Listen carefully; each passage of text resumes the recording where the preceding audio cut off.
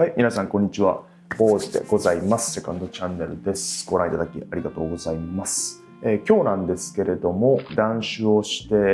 だいたい1ヶ月ぐらい経つので、その引き続きレポートと、あとおそらく私の動画を見てくださってる方ってだいたい男性だと思うんですけども、で年齢がおそらく私35歳あたりの方たち、その方たちが最近おそらく気にしているであろう男性ホルモンテストステロンについてちょっとお話したいと思いますので、どうぞお付き合いください。断酒30日目なんですけども、順調にやっております。飲んでおりません。前回話した差し飲みじゃなくて社交場に行ってどんな感じになるかっていうレポートなんですけど、まだそんな大きい場には行ってないので、ちょっとまだレポートは先延ばしになるかと思うんですけども、2人の飲み友と同時に飲みに行って、ワイワイガヤガヤやっていたわけなんですけれども、付き合い長い方たちなので全然気兼ねなく楽しめたと思います。でたまに私飲んでないけど大丈夫そうっすかみたいな感じのことを聞いたりしてたんですけども、あっちは飲んでるけどこっちは飲んでなくて酔っ払ってないってなんて、ちょっとこのバイブスの違いとか感じられるのかなと思って聞いたりしたんですけども、全然そんなことはないらしく、それを聞いてやっぱり人ってあんまりいい意味でも悪い意味でも他人のことはそんなに気にしてないんだなっていうのが改めて実感しまして、これに近い経験がミニマリストのカルチャーをかじった時に、私その頃ニューヨークにいたんですけど、結構ハードコアにやってる時は毎日ほとんど同じ服装をして、出勤とかしてたんですけど、誰も何も言わない。その前は結構いろんなアウトフィットを組み合わせていろんな格好してたんですけど、ある時期からほぼ全く同じ服装で出勤もしくは遊びに行ってたりしたんですけど、それはそうなんですけども、誰も何も気にしない、誰も何も言わないっていうことで、結構目から鱗、やっぱり気にしてるのはやっぱり自分なんだなっていうのもちょっと改めて実感していて、これが断酒の時にも感じられた瞬間でございました。で、相変わらずいろいろな人の断酒のレポートだとか、アルコールのことだとかいろいろと調べているんですけども、これは強く断酒を進めるわけではないので、でもちょっと思ったのが、アルコール飲むことでの負の連鎖っていうのは結構えげつないもんがあるなと改めて感じておりまして、っていうのも、もし飲んでる理由が例えば楽しいから飲むって人がほとんどだと思うんですけど、中にはちょっとストレス発散みたいなある要因があって、そのストレス発散みたいな感じで飲む方も結構いらっしゃると思うんですけど、そうなってくると、例えば仕事のストレスの発散で晩酌するだとか、もしくは、週末私みたいにヘビーに飲んでたっていう感じであれば、もちろんその飲んでる時間はストレス解消になると思うんですけども、日曜日に次の日仕事行くの憂鬱で飲んじゃって、月曜日の朝にちょっと憂鬱な感じで仕事行って、二日酔いの状態でやる気が出ないだとか、ちょっとしたミスをしてしまうだとか、仕事のパフォーマンスが平均的にちょこっとずつ落ちていって、でまたさらにそれがストレスになってまた晩酌するだとか、また次の週末に結構飲んじゃうっていう、ストレス解消のために飲んでいる行為がまたさらに新たなストレスを蓄積してるんじゃないかと結構思っていて、あるポッドキャストのやつで聞いたんですけど、例えばこれが家庭のストレスで、例えばちょっとお家に帰りたくないっていう時があった時に飲み屋に行ってちょっと深酒しちゃって、もしかしたら終電逃してしまってタクシーで帰るとか、そういう時があった時に、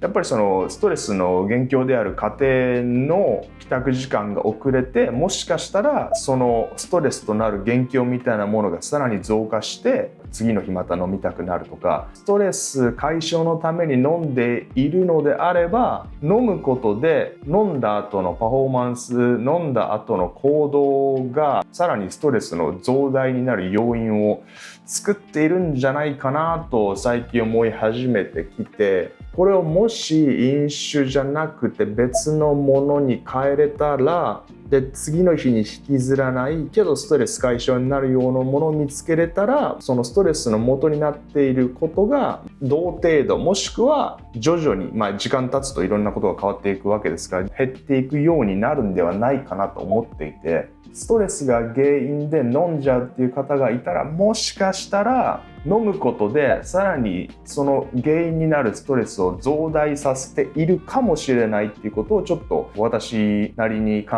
えたので共有したいと思います。もちろん無理に進めるわけではないですし、私も何回も挑戦して何回も断念しているので、自分がやってみたいと思った時にトライしてほしいんですけども、もしかしたらストレス解消のためのアルコールの摂取がさらなるストレスの原因を生み出しているかもしれないよっていう私の見解でございました。はい、でもう一つのトピックがテステステロン男性ホルモンについてなんですけれども、テステステロンって日々の活力の元だとか、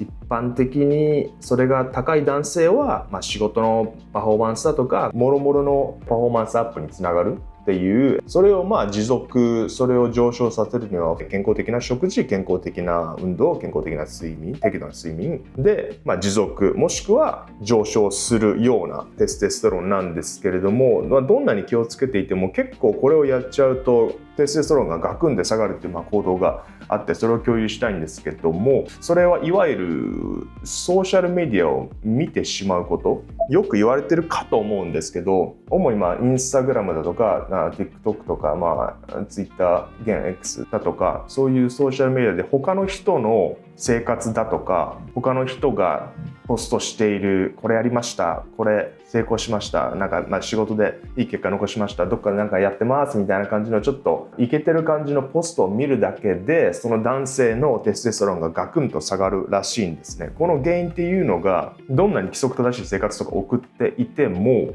他の人と比べてしまって自分の社会的地位とか能力がその人より自分が下だと思った瞬間にガクンとテステステロンが下がるらしいんですね。いわゆるダンバー数って言われる、一個人が大体村社会の中にいて、社会的地位だとか能力だとかもろもろ把握できる、上限っていうのが大体150人ぐらいらしいんですけど、このソーシャルメディアが入ってきたことによって、このちっちゃいスマホで見てる様々な人たちとか様々なイベントだとかもろもろ、それを見た瞬間にこの本来ある150人の中にこの人たちが入ってくるから、この人たちはそもそも自分の比較対象にする必要はないものなんだけども、そこに入ってきて見ちゃってるから、自分はこの人たちと比べてまだまだだなとか、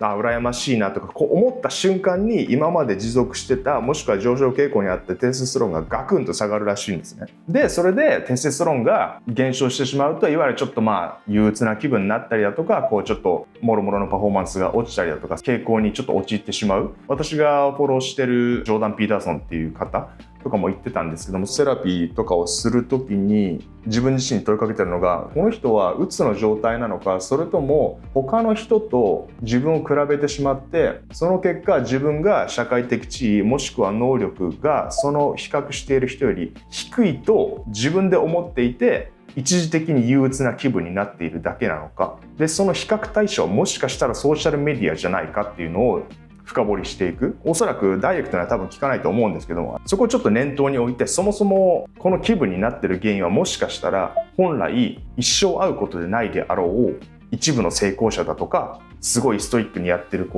世界的に成功してるアスリートだとか、超金持ちの人だとかを人生のベストな部分だけを見て自分の人生と比較してしまって、一時的に憂鬱な気分イコールテステステロンが下がってる。私もいろいろと自分の健康とかに興味を持っていろんなことを試してるんですけども、意図的にソーシャルメディアの見る頻度を減らしているんですけど、私の友人なんかはある一定の期間だけ、例えば1日に1回その時間だけ朝の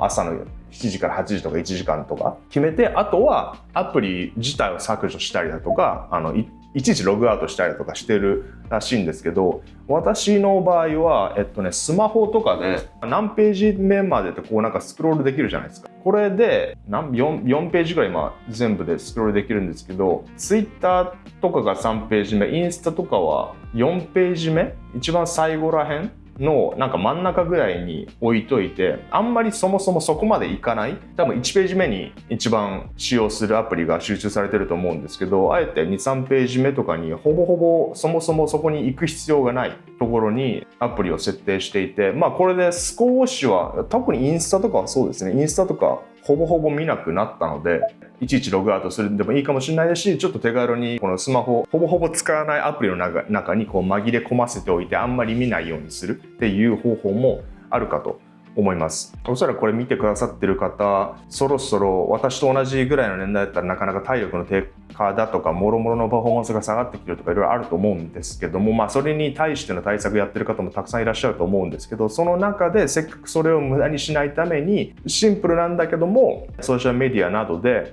他の人が何してるかだとか、脳にそもそもそんな情報を入れないことによって頑張って持続させている、もしくは上昇させようとしている、いわゆる活力のもとテストステロンをキープできるのではないかと思って共有いたしました。で、なんかちょっとこぼれ話なんですけど、ジョー・ローガンっていう多分世界一のポッドキャスターの人がいるんですけど、その人とおそらくアメリカで有名なドクター・フィルっていう方がいらっしゃって、その人たちのポッドキャストを聞いてたんですけど、ドクター・フィルっていう方がなんか最近の10代の方たちの、傾向として、例えば自動車免許を取る年齢だとか、初めてデートするだとか、誰かと付き合うっていう年齢がどんどんこう先送りになっているらしくて、でその原因の一つとしてソーシャルメディアを使っていて、他の人の人生を見てて自分の人生を送る時間を結構確保できてないというか、人々の生活の切り取りだとか誇張された情報だよっていうのをもしかしたらまだ脳が認知できなくてどっぷり使っちゃって、本来であれば人生の節目の、例えば日本だったら18歳になったらすぐ免許取りに行くだとか、いろいろとしたライフステージがあると思うんですけども、そのライフステージ、その人が体験するであろうライフステージの年齢がどんどん上がってきているらしくて、例えば一人暮らしする年齢だとかもそうかもしれないんですけども、もしかしたらその原因っていうのがソーシャルメディアを見すぎて、自分の人生に労力だとか時間とかを使わずに無意識に他の人の人生をずっと見ちゃって、どんどん自分の人生のライフイベントが先送りになってるって話を聞いて、私は15歳20歳ぐらいまではなかったので、今の10代の子とか、親御さんとかも大変なんじゃないかなと思ったりしております。こぼれ話もありつつ、本日の動画は以上になります。皆さんテストステロンキープ、もしくはちょっと上昇してなんとかやっていきましょう。はい、では本日もご視聴ありがとうございました。次の動画でお会いしましょう。またね。